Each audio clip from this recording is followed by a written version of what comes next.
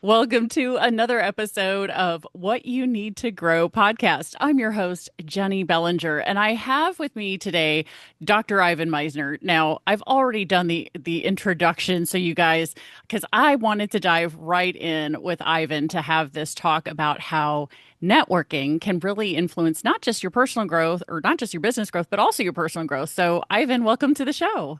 Thank you very much. Thanks for having me. And I love the name of your podcast, What You Need to Grow, because I mean, it's a spin on what you need to know and growing. I mean, I love it. I have a good friend who wrote a book. She's written many books, Sam Horn. Okay. Sam wrote a book called Tung Fu. Okay. And so she loves the spin on words. Another book she wrote is Someday is Not a Day of the Week. Oh. And I mean, so catchphrases like that I think are really powerful. So I love the name of your podcast. Well, thank you very much. I appreciate it. I'm kind of biased and excited about it myself. So there's a lot of people who probably know who you are and know you as the founder of BNI, and I know many of the people who will be listening to this episode are probably very familiar with BNI. But those who aren't, how did you get into becoming known as the father of modern networking and founder of BNI? Well, look, I'd like to tell you I had a vision of an international organization. We now have 11,400 groups in more than 75 countries around the world. But the truth is, I needed some referrals for my consulting practice, and I wanted to help my friends. And so I had gone to a lot of networking groups. Some of them were just mercenary. And I felt like, when I left, everyone was trying to sell to me. I felt like I'd been slimed. I needed to go home and get a shower. And then I went to these other groups that were totally social. It's happy hour and hors d'oeuvres. Nobody was doing business. I didn't like either of those. And I got most all of my business. I was a management consultant. I got almost all my business through speaking engagements and referrals. And so I needed to have a referral process, but I didn't like those two. So I formed a group, not intending to have thousands, more than 10,000, a group that would have a focus on business, but not be transactional, not just be transactional, and that would be relational, but not totally social. Mm. And that the glue that would hold it together is this philosophy of giver's gain, this idea that if I help you, you'll help me, we'll all do better as a result of it. And it just took off. I mean, people just kept coming up to me and saying, hey, would you help me open up a chapter? And would you help me open up a chapter? Because we only take one person per professional classification. And after a year, I had 20 groups and I wasn't even trying. And Wow. that's when it hit me that I had struck a chord in the business community that I didn't expect. I mean, I was young. I was 28 years old.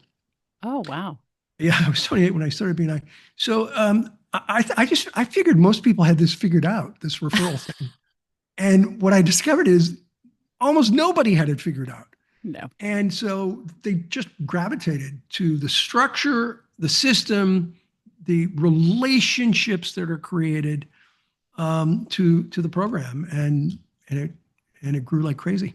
Here's an interesting statistic for your listeners that they might find interesting. Yeah. In the past 12 months, we passed over 17 million referrals worldwide. 17 million. We generated for our members over 26 billion with a B, over 26 billion US dollars in what we call thank you for closed business. That's the amount of business for, if you're not a member, that's the amount of business that the members reported that they received in our online system. So Yeah. that's a member input, not our data, member input. Now, here's the amazing part that blows my mind. If you take a look at the United Nations estimates of GDP, gross domestic product, Yes. United Nations, look at their list. There are more than 100 countries in the world that have a lower GDP than what BNI generated for its members just last year. Wow. That blows my mind. And if you would have said to me 40 plus years ago, this little organization that you're starting, and I was working out of my house. Right. This little organization that you're starting will someday do more business than 100 countries, the GDP of 100 countries, individually 100 countries in the world. I would have said you're crazy. No, but we are. It's Yeah. incredible. It's been phenomenal, and I've been a member. This is not a secret to any of my close listeners.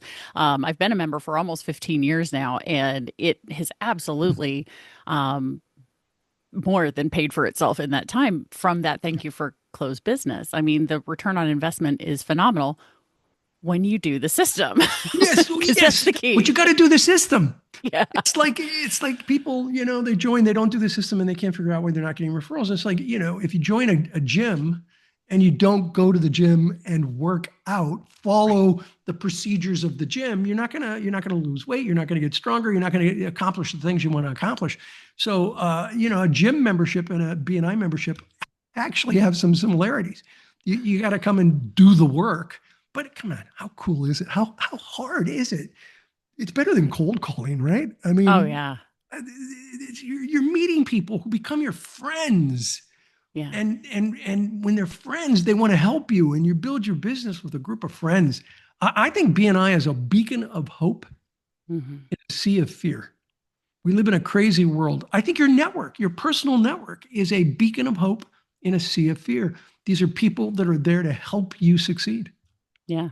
And I would say that this is something that, speaks for itself, just because in the time that I've been a member, the I've had the opportunity to switch businesses a couple of times. And what's been really interesting is each time I've made that switch, I've had BNI members who I had relationship with go, "Oh yeah, that makes sense. Yeah, we can Okay, support that switch." good. They weren't major shifts, but it was enough that people went, "Oh yeah, no, that's good. I can You I got can their refer help. to that." You know. Good So for you. in all of this time now, so BNI's been around for 40 years. Um, 40 years. Yeah. Next January will be our 41st year. wow. Yeah. So, by the time this comes out, yeah, it'll be approaching its 41st year, which is super cool. Yeah. In those 40 years, what would you say has been the biggest learning curve that you've seen BNI members experience, between 1985 and 2025? Well, I think probably the biggest is learning how to network because we don't teach it in colleges and universities anywhere in the world. I wrote the very first book on networking that's ever been published, to my knowledge. I never saw a book on networking before mine, and so people just, I think most people they use networking as a face-to-face cold calling opportunity. Yeah. Hi Jenny, my name's Ivan. Let's do business, and they go right into sales mode as opposed to relationship building mode. And so I think that's the one thing that has been consistent for 40 plus years. I think BNI members get it. They Yeah. understand it's about relationships. But when you have hundreds of millions of business people and you only have hundreds of thousands of BNI members, most business people don't get it. They don't understand. Yeah. So, as you've been a part of the growth of this organization, where have you seen the stumbling blocks happen in the growth? Because I know BNI has had a very steady growth over the 40 years, but I'm sure at some point there have been some stumbling blocks that have popped up that maybe you didn't see coming, that looking back Oh now you go, yeah, "Oh, that was a doozy." yeah. We had a lot of stumbling blocks, and I'm happy to share a couple of them with you. I talk about one of them in a book I wrote called "The Third Paradigm," where I tell an entire story about one of the biggest mistakes I ever made.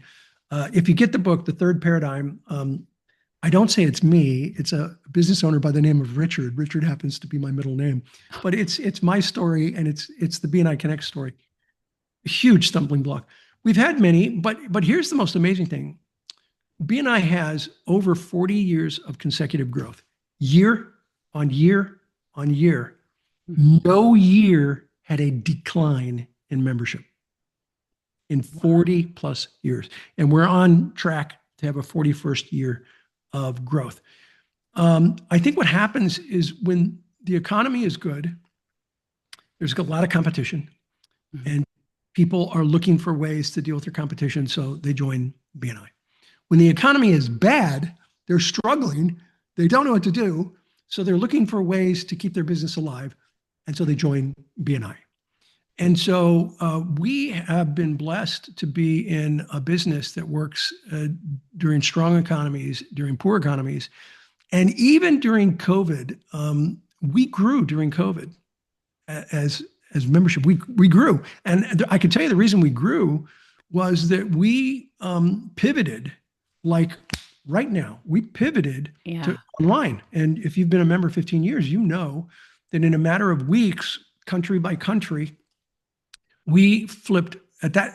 When COVID started, we had 9,800 chapters, Hmm. uh, meeting weekly in person. Right. We flipped 9,800 chapters country by country in just a matter of weeks to online. And it not only saved BNI would argue it saved 100,000, 200,000 BNI members because so many people were distraught and had no business because they couldn't get out of their homes. And BNI was a great way to do business during a really difficult time. And when I say, your network is a beacon of hope in a sea of fear, that phrase came out of COVID. Oh, They wow. came up with that phrase out of COVID because it was a beacon of hope to many people. Yeah. And you already mentioned that wrote a book, and now you've mentioned a couple of books. You are up to 30, 30, 32. 32 now. Oh my Yeah. gosh. Yeah. And so I'm not going to ask you which is your favorite because I know that's probably like asking Yeah, which is that's your like saying, which is favorite your favorite child. child, right? Right. Um, I asked my kids once, I said, I have three children. I said, which one do you think is my favorite? And mhm. what I loved was they all pointed at a different kid. And I'm like, yes, I'm doing my job. Good. Good, good, good. I regularly tell both my children, I'm like, you're my favorite. You're my favorite. You're my favorite. Both of them. Both, and they hear me say it in front of the The other other one, I all the love it. time. You're my favorite because they're the only one who's just like them at that age with that Yeah. name. You're my favorite. You know. Um, but going back to business growth and personal growth, um, how have how have you continued your personal growth during the building of this massive organization now? Yeah. How has that played into the growth, do you think? How has it played into Yeah. Well, I've certainly BNI's worked growth? on my own personal growth. You were about to ask what are my favorite books. Oh, yes. Let me tell you at least one. I've done a couple of self-help books. My favorite self-help book is Who's in Your Room? Oh, that's a And good it's one. all about the people you surround yourself with. And an incredibly powerful book. I think it's one of the most powerful books I've written. And it really doesn't have anything directly to do with networking, but networking is about who you surround yourself with. So in a way, it is about networking, although it doesn't talk about networking directly. And my core business networking book is Networking Like a Pro. Mm, Networking Like a Pro. And as you know, I just came out with a book called Networking's a Marathon, Not a Sprint. So yeah, there's a few books for you.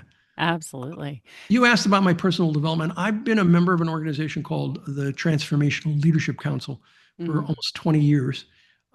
It goes by TLC. It was founded by Jack Canfield, who wrote Chicken Soup for the Soul and Success Principles.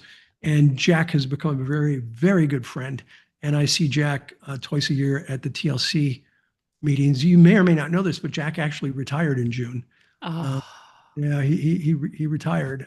But I stay in touch with Jack. He's an amazing man. One of the things I love about Jack is his ego does not enter the room before he does. He's very humble. I would agree with that. I was lucky enough to get to interview him actually during COVID Uh-huh. because I reached out to him and I took Jack's own advice from the success principles, which is ask. Yeah. And so I reached out and said, "Hey, would you like to be on my Good. podcast?" And he said, "Sure." And Boom. you're absolutely right. He was a phenomenal interview on that show, and he is part of the personal growth for me that I have found has not only built me personally, but also in my business. It has shown up Yeah. very well for that. So, being part of that, talking about the Transformational Leaders Council for that particular group, that's a mastermind style group. Yes. It's a mastermind group. We have presenters. We get together twice a year for almost 4 days. Oh, wow. I've been on the board for almost 13, 14 years, so I've been pretty active. But a lot of speakers on transformational topics, and Mhm. so I've learned a lot. I I think I'm cancer free today, in a sense, because of what I learned in TLC about health and about the kind of food to eat and whatnot. I wrote "Who's in Your Room" with somebody who I met in TLC. So Okay. one of my co-authors was a member of the Transformational Leadership Council.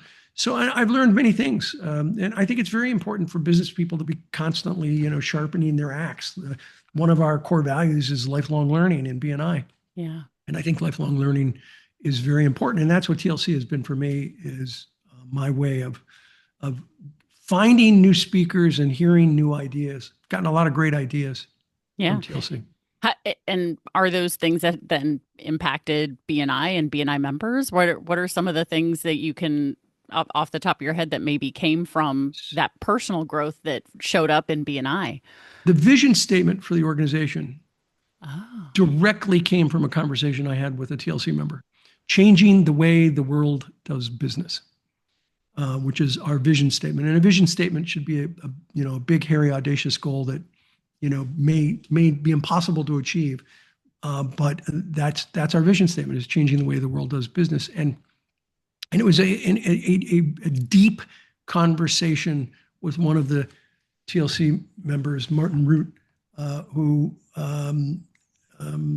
helped guide me to that realization that we really are changing the way people do business. absolutely. I mean, it's the sometimes when I'm talking to new members, I'll tell the story of when I joined BNI. The chapter that I was invited to go to was here in my hometown, and I I had never heard of it before. So I thought for sure I was in the only chapter in St. Louis. And this was, keep in mind, this Yeah, is 2011. So yeah, B and I had been in St. Louis area for a little over 15 years at that point. And, but I didn't know any better. right. And so I tell people you have no idea what's out there because then all of a sudden all these members started visiting from other chapters, like the next town over and the next town over. And I went, Yeah, wait, there's more of these? yeah, yeah. We have 347,000 members around the world. Wow. Um, and it's always so funny because, people do go to a chapter, they don't realize it's global. I remember a member called me up and he said, he was from Singapore, and he said, "Hey, I was talking to a visitor we had today, and he's from the United States." And he said, "Wow, this is," and he was visiting a chapter in Singapore. And he said, "Wow, this is amazing. This is absolutely amazing, but I don't think this would ever work in the United States." The guy was like, "It started in the United States. This is a US based company." And the visitor was like, "Seriously? This is in the US?" Yeah. And so he ended up, coming back to the US and joining a chapter. So yeah, people don't automatically know that it's global. Yeah, no, and it's been really fun getting to watch as we get the email saying, "Oh, hey, we have a new country that we just added." Yeah. Getting to see that growth has been really fun over the years. Yeah. So I reached out to some of my BNI members and asked them for some questions that I might ask you. So if it's okay, I'd like to ask you a couple questions. Absolutely. Fantastic. All right. So this question is from Stacy Goodwin. Okay. And she says, I would be curious if Ivan has a magic, and she has quotes around magic formula for the amount of network to be effective. Sometimes balancing network with actually working can be a challenge. We need to network to grow, but then we also have to have time to do the work that comes from networking. Yeah. Yeah. So I did a study that was part of a book I wrote. The title is kind of strange, but I'll explain it. The book is called Business Networking and Sex, Not What You Think. Okay. And it's about the difference between men and women and how they network. Yeah. And we surveyed 12,000 people. So 12,000 people. And one of the questions we asked was, how much time do you spend networking? And by the way, we found 91.4% of the respondents said that networking had played a role in their success. When had you ever seen 12,000? 91% of 12,000 people ever agree to anything ever. Right. But they said networking had played a role. And it wasn't just BNI members that took the survey, it was open to the public. Okay. So we found that the average amount of time that people spent networking was 6.3 hours a week. Okay. And so my answer to your question is, if you would like to be average, then spend 6.3 hours a week networking.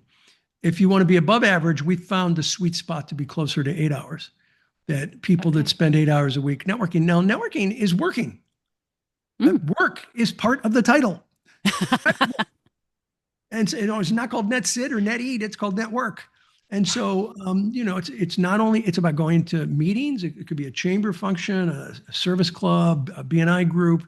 It could be doing one-to-ones. A one-to-one is part of that 8 hours. It could be writing out thank you cards for people that had, given you referrals. That's part of your networking. You're sending or sending emails thanking people for, setting something up for them. That's all part of their networking efforts. And we found that there was a direct and dramatic linear correlation between the amount of time people spent networking and the amount of business that they generated from their networking. So the Mm. people who spent more time networking generated significantly more business through their networking efforts. So people who were spending 8 hours a week were getting 70% of their business or more from their networking efforts. Yeah, I mean, I have found that to be true for myself. So, um, No.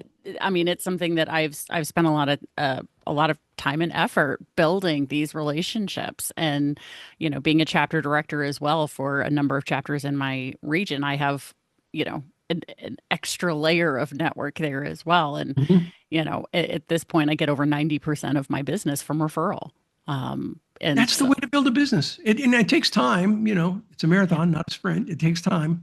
But if you go into it with that understanding and the understanding that it's about being visible in the community, creating credibility in the community, and then once you've done that, then you have a profitable relationship with people in the community. I call it the VCP process. And if you understand that going into it, you can do very well. Oh yeah, absolutely. All right, thank you. I think that's a great answer there for you, Stacy. So hope you took notes on it. The next question is from Michael Babcock with Insurance and Financial, and he says, "What is Ivan's favorite networking hack? Something that most people don't do, but when they do it, it makes it more effective." So I meet a lot of people. I'd like to tell you that I'm brilliant at remembering names. I'm not. Uh, I'm not. Yeah. And luckily with BNI and most networking events, you wear a badge, so you've got the name, and that's helpful. Um, I try to never say nice to meet you to anyone Mm, unless I really know them. right. Well, if I know them, I wouldn't say nice to meet you, but Right. I'd say, hey, good to see you again. Um, but if I'm meeting somebody and I meet thousands of people, Yeah. and most business people at least meet dozens, if not hundreds, over the course of a year, I say, nice to see you. Mm, And and then people will let on, it's good to see you again too. And we met at the last BNI conference that I came to, or the last time you were in town. And I'm like, yeah, what was my presentation? What did I do on that presentation? And they'll tell me we'll have a dialogue then. Or if I say nice to see you, and they say it's really nice to meet you, I've been wanting to meet you, then okay, I've never met this person. I call it a hack because I found that when I said to people, nice to meet you, and we had met before, they would mm, be they'd be offended or hurt. And it's like I remember one vividly. I said, nice to meet you. And they go, well, we met before. I said, well, give me some context. When did we meet? Well, you were in town 7 years ago, and we had about 500 people at the event, and you did a really good presentation. It's like, okay, 7 years, 500 people, Right. 7 years. How many talks have I done over the last 7 years? I didn't say this to her, Right. but so I realized I got to say something else Yeah. because to say nice to meet you, just I don't want to offend people. I don't want to put them off. And so the hack for me was nice to see you. Good to see Mm, you. And then, if they've met me, they'll say so. And then I get context. yeah. And if they haven't, then we're off to the races. Yeah, exactly. And I imagine that most people that you meet are, pretty happy and a good build for you as well in terms of good relationship building from those conversations. So, Yeah. it, Can I give you a oh, don't do? yeah, that'd be great. Okay. Don't do, especially if you're networking up. If you're networking with somebody who you think is really successful, never, ever, ever say, do you remember me? Never say that, because when you say that, you just put them on the spot, and context really helps. Yeah. Like if somebody came up to me and said, "You may not remember me.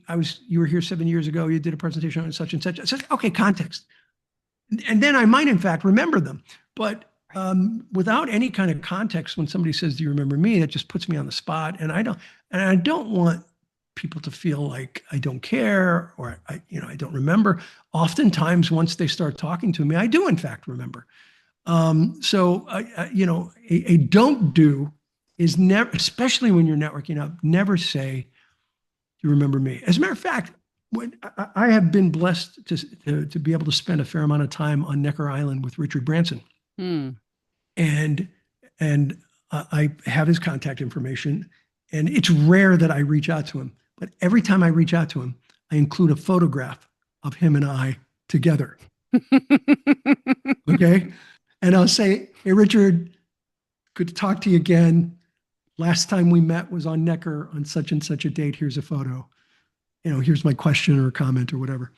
And of course he writes back and he says, "Oh, of course, Ivan, I remember you." And maybe he does, maybe he doesn't. I don't know. But I made it so easy for him to feel comfortable that he responds. Yeah. And I think that's a great tip. Yeah, because networking up is a great way to build your business, and you Yep. don't want to burn a bridge on the way up. Nope. Nope. So, And the fastest way to burn a bridge, here's another don't if you're networking up. The fastest way is to sell to them. mm, Don't sell to them. Everybody says, "Well, I may not ever have another chance." Well, the problem is if you're networking up, everybody is selling to them. yeah, So do you really want to be like everybody? Instead, message. what you want to do is be somebody different. And how is that? Find a way to help them. Hmm, Okay, so I've been to Necker on a number of occasions. The first time I went there, I really wanted to do a video with Richard. It would go on my blog, yeah. right? But I didn't want to be that guy to go, "Hey, Richard, would you do a video with me? Put it on my blog." Right? I didn't want to be that guy. So I did a little research. I love Google. I did some research. What's Branson most interested in right now? And it was about the B team, the business team. The business can be noble. Business can make a difference in local communities. And so when I saw him, I was like, "Hey, Richard, tell me about the B team. I've been reading about it, and it sounds amazing. Tell me about it." He lit up. He lit up, and he was like, "Oh, I love this concept. It's really good. I think you can be a local business. You can really make a difference in local communities." And I said the magic words: "How can I help you get that out there?" Hmm. Those are their words. How can I help you? Not trying to sell him anything. How can I help you? He says, "Well, you run that really large networking organization. Can you get it out to your networking organization?" I said, "Yeah, absolutely. Would you like to do a video that we send out to, I can make sure that it goes out to the members?" He's like, "Yeah, you do a video." I'm like, "Yeah, I do a video. Let's do it." And so he was like, "Yes." And then I waited a couple of days. Right. And he came to me and he said, "Hey, are we going to do that video? Because I really would like to get the B team out there." I'm like, "Absolutely. Let's do it this afternoon." And we did it. If you go to my blog, ivanmeisner.com, and you do a search on Richard Branson, you'll find I've done several videos with him on different topics. Every time I see him, if I have time and he's interested, I try to do something on a topic he's interested in. That's the way to make a positive impression. You Hmm. don't have to sell to somebody. Instead, make a positive impression by finding a way to help them. Oh, I think that works very, very well. Absolutely. Yeah. So, with all of that, we also have your book that just released, Marathon, or sorry, Networking is a Marathon, Not a Sprint. Yeah. For that book, I mean, I find it interesting. It was your 32nd book Yeah. because that goes to show, you know, that you're part of the marathon, right? Yeah. It wasn't one of your first books. What made you want to write this book now? Well, I had a couple of experiences that I thought were really important. And my co-authors had a lot of content that I had not written about. People say, I don't have anything to share. I mean, what I'm talking about has been shared in the world. Yeah, well, not your story. Yeah. Your variation of the content is important. And so my co-authors had variations of things that I had talked about and stories that were really relevant that might resonate with somebody. And so I generally do now books with co-authors. My story that really sat with me was a person that was just so busy networking that they weren't spending any time. Their network was a mile wide, but an inch deep. Mm. And your network needs to be a mile wide and in some places really deep, meaning you need to spend time with people. You need to do one-to-ones. You really need to get to know them. They need to get to know you. And he was so busy running around, meeting people, going to events, which is good, but you can overdo it. He Yeah. was using networking. He was sprinting. And I even had a conversation with him because I liked this guy. He was really good. And I'm like, I don't want to say his name, it's okay to slow down, ratchet it back a little bit. You're doing so much and it's very impressive. And the way you're doing it is good. But slow down. Don't burn yourself out. Think of this in the long run. And I said to him, this is a marathon and you're sprinting right now. And so take some breaths, go deeper with some of these people, have longer conversations, get to know them better.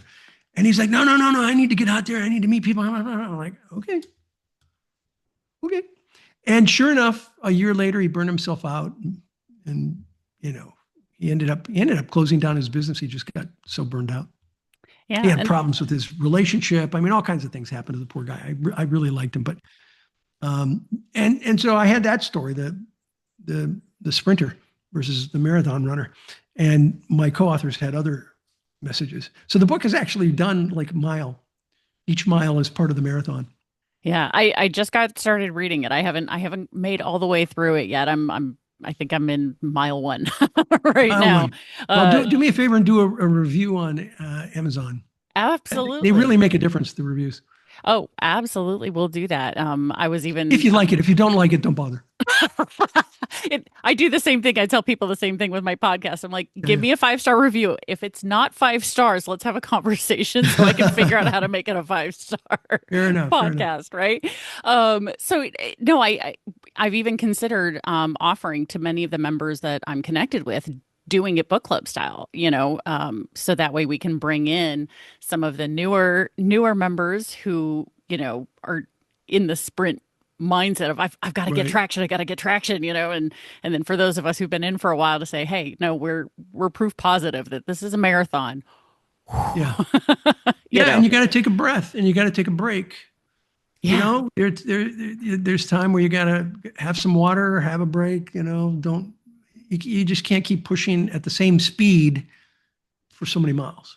right. And it's also important to review who you are having conversations with, Right. and you know you mentioned earlier about BNI Connect for those who are members. We have this opportunity to be able to pull reports and take a look and see, like, how would you recommend a BNI member use BNI Connect or any of the reports from Connect to help them figure out how to more effectively leverage their membership? Well, I mean, one of the things that I think is great about BNI Connect, and for those who aren't in BNI, imagine LinkedIn, but just for BNI. So Hmm. you have to be a BNI member in order to use BNI Connect. It goes deeper in the sense that we track referrals, we track attendance, we track a lot of other things.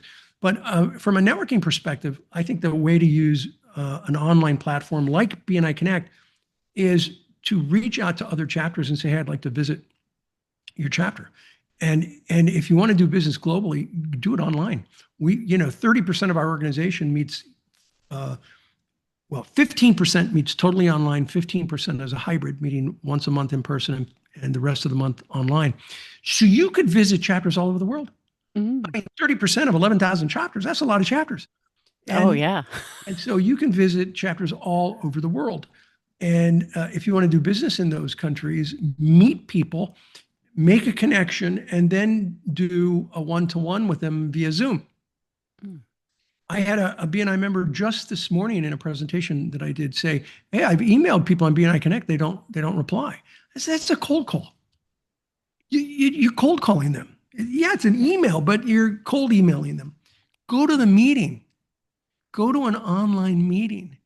Have a conversation. Talk to some of these people. Then reach out to them." And I said, your percentage of responses will go up dramatically if you actually go to those meetings. And that's a way you can use BNI Connect that's really powerful. Also, use BNI Connect for referrals, not just in your own community, but in other parts of the world. We have a BNI member in Malta whose mother lived in London, and her mother called her and said, "Hey, you're in this networking group, and I think there's groups in London. Do you have any way of finding out if there's a landscape person in London?" And the daughter says, "Yeah, I can find if there's a landscape person in London, I'll find them." She did. She referred her mother. The daughter's in Malta. Yeah. The mother's in London. And so she made an introduction to the landscape person. And then a few months later, the mother reaches out to the daughter and says, "Hey, that landscape person was perfect, worked out really well. I need a couple of the rooms of the house painted. Do you think you could find a painter in London, a house painter that could come in and paint part of my house?" And she said, "Yeah, I can do that." And so she found a painter. So even though you may do business locally, Hmm. you can get referrals globally. Yeah. Why one of the phrases that I came up with BNI Connect was local business global network. And you can be a local business, but you can have a global network, even if you operate only locally. And if you're operating globally, it's perfect. Oh yeah, I can vouch for that. Being a podcaster, I've had the opportunity to be a part of the Global Power Team, which is what it sounds like, a Yeah, global power team. It's 30 something different countries right. represented in a twice monthly meeting Excellent. done online, and it's fantastic. They're amazing, amazing humans that I get to network with from time to time. So, well, I wish I could keep you and continue talking to you, but I know that we both have other things on our schedule. So, Ivan, I want to thank you for being here for this brand new podcast of mine and being part of the launch. So, thank you so much for sharing about networking and how it grows and helps personal and business growth. Because, oh, let me share one quick story with you Yeah, about yeah. And then how. if you don't mind, I have a closing remark. Oh, yes, please. Yeah. Absolutely. So BNI is one of those things, and networking in BNI is one of those interesting things that, of course, my business has shifted over the years. But one thing I did not predict was I actually ended up meeting my now fiance because of BNI.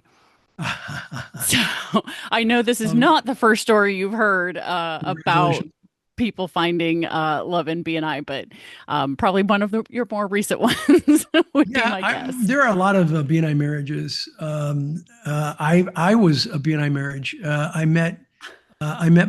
was married 31 years. My wife passed away in 2020, but she was a president of a chapter, and I met her at a leadership team training. So we were married for 31 years. And Elizabeth, she passed away in 2020. I did get remarried about a year and a few months ago, which was a referral from Jack Canfield's business partner. So Patty Aubrey literally referred one of Jack's employees who I had never met. And we met by Zoom because she lived in Santa Barbara at the time. And so referrals work and networking works, not only for business, but also for relationships, although that's not why I created BNI. Oh yeah, no, absolutely. I mean, like I said, I met my fiance. Two or three of my very best friends are people I met networking. Yeah, It's been phenomenal because you tend birds of a feather flock together. You tend to yeah, find each other absolutely. through this. So yeah, Yeah. and so I'd like to offer this opportunity for you to share a closing remark with our what you need to grow community. Yeah. So our principal core value in BNI is giver's gain. And to me, giver's gain is more than a phrase. It's a way of living one's life. It's a perspective to view and interact with the world. It's an attitude, not an expectation. And when it's applied properly, it'll change your life. And when it changes enough lives, it'll change the world. And that's what BNI is doing, is changing the way the world does business. Jenny, thank you so much for inviting me to your podcast. I really appreciate it. Oh, well, thank you for being here. I love getting to share this because I know how networking really impacts people's businesses for the better. So, and of course, to the What You Need to Grow community, stay tuned, and because you never know what you'll find out in order to grow.